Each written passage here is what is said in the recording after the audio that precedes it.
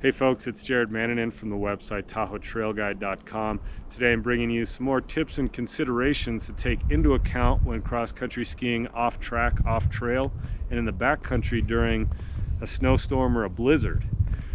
Why another video on this topic? Well, I feel like my first video I probably left out a couple of pieces of information that rather than putting in the show notes, I should actually explicitly state. And then two, well, this is pretty much my season for 2022-2023. I can't tell you how many blizzards and snowstorms I've cross-country skied in this winter, and might as well do some videos related to that.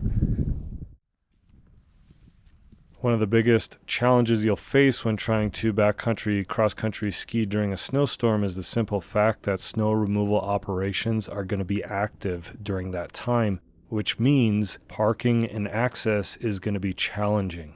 You don't want to be blocking snow removal operations because you will be ticketed and possibly towed.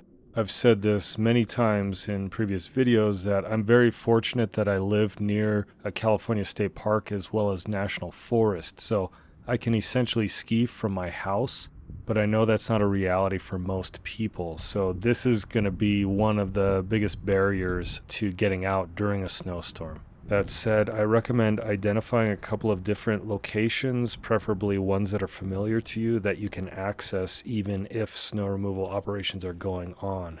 For example, at some of our more popular trailheads in the Tahoe region, we have what's called a snow park. So you can buy either a day pass or an annual pass for a very nominal fee, and it gives you access to terrain. They're not necessarily parks where you go sledding or anything like that. They're just a dedicated location that provides parking for people who want to access trails during the winter without fear of being ticketed. I suspect that many people have access to nearby trails or parks that they can use, so use these locations where you don't really have to drive, if at all possible, to go cross-country skiing during snowstorms. Then you don't have to worry about being ticketed. And that brings me to our second most challenging aspect of backcountry cross-country skiing during a snowstorm, and that's usually just getting up the snowbank from the trailhead to the actual open space, wild land, that sort of thing. I know it sounds funny, but there's always some sort of awkward snowbank or snow terrain feature that you have to negotiate, and it seems like it's the most challenging thing you'll face during your cross-country ski adventure. And that's usually because it's flat terrain or plowed terrain, for example, juxtaposed next to crumbly, crunchy, icy stuff with a high snowbank. There's times where that snowbank is 4 to 6 feet high and it's just not possible to get up. So even though I did bumble my way up, what I hope you noticed was that I didn't really slip back that much. I didn't fall down. Mostly what I was doing was post-holing either my ski pole or I was unprepared for the volume of snow that was on that little access point. But the important thing to remember, and this goes back to traditional cross-country skiing core mechanics, is push-off, weight transfer, and glide. The weight transfer is key when you're backcountry cross-country skiing when the snow gets really deep. And what I mean by that is committing all of your weight from one ski to the next. As long as you have the grip zone engaged, you should be able to stand on one leg at a time in order to make a positive step forward.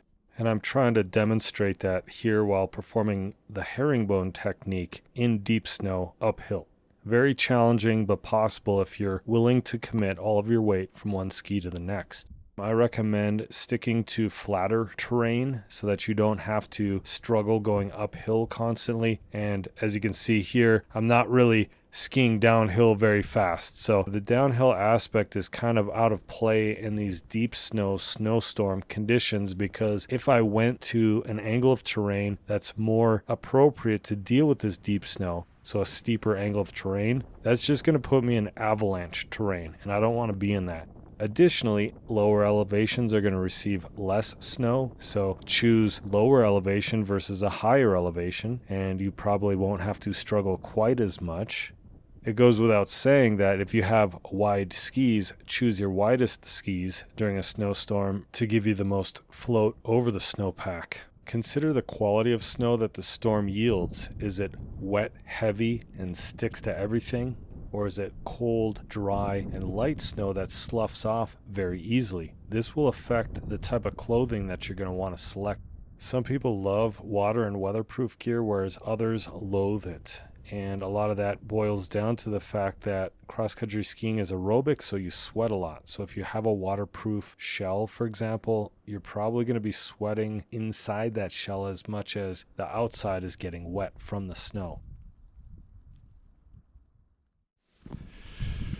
Okay, folks, I think I'm going to wrap it up here. Hopefully that gives you some more food for thought for getting out in a snowstorm on cross-country skis.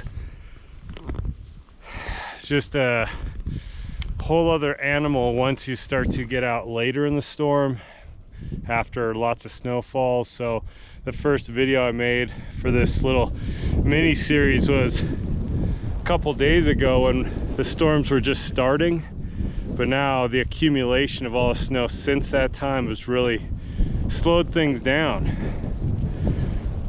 But it's still being outside in nature and really having a good time.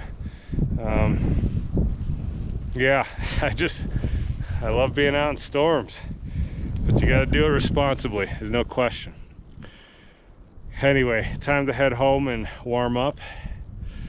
If you liked the video, give it a thumbs up. Please subscribe to my YouTube channel. Check out TahoeTrailGuide.com for more information about cross-country skiing and snowshoeing. If you have any comments or feedback or questions, or want to just contribute to the conversation, post your thoughts in the comment section below. Really enjoy having all of our little mini chats. It's fun. If you feel compelled to contribute in a financial way to Tahoe Trail Guide and this YouTube channel, I have a Patreon, PayPal, and Venmo option for you to do so. Just want to say thank you to all my followers, supporters, subscribers, patrons. You guys are amazing. Thanks so much, and take care, everyone.